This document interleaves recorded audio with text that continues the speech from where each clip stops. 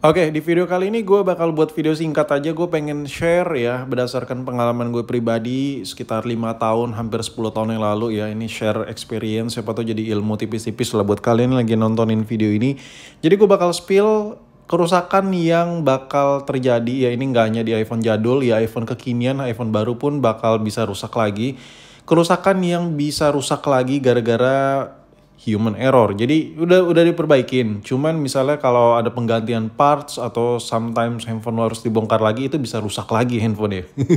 Oke, yang pertama adalah penggantian konektor. Penggantian konektor ini ada banyak ya. Konektor iPhone itu ada banyak ya. Itu ada konektor buat fleksibel bawah, ada konektor buat LCD.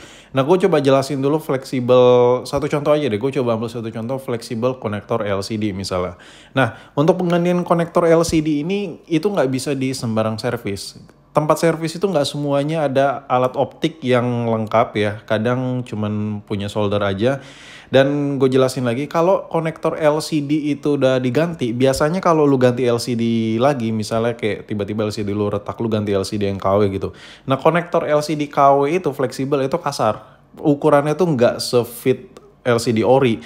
Jadi kalau lu klikin di konektor di motherboard ya, itu agak keras, cetaknya tuh keras gitu. Jadi ketika lu ngebuka lagi, itu bisa jadi konektornya keangkat. Karena berdasarkan base experience gue dulu pernah ganti LCD yang KW, itu konektornya terlalu keras dan konektor yang nggak rusak sama sekali, masih bawaan ori Apple tuh keangkat, rusak. Oke, next ini ya di jumper ya.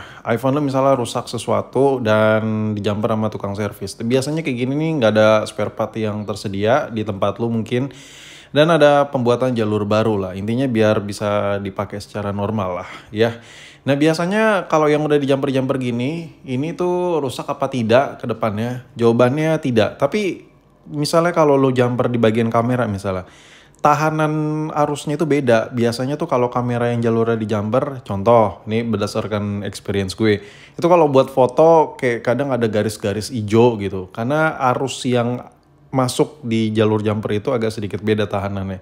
Coba lo konsultasi lagi sama tempat servis yang lebih proper. Kalau misalnya lo servis tapi kayak ada yang ngejanggal gitu habis servis, biasanya cek lagi tuh arusnya. Dan biasanya solusi simpelnya diganti untuk bahan jumperannya. Nah, tapi kalau yang udah di jumper itu ya handphone lo bakal normal-normal aja. Cuman biasanya ya bakal rusak kalau dibongkar yang orangnya kurang paham ternyata di jumperan.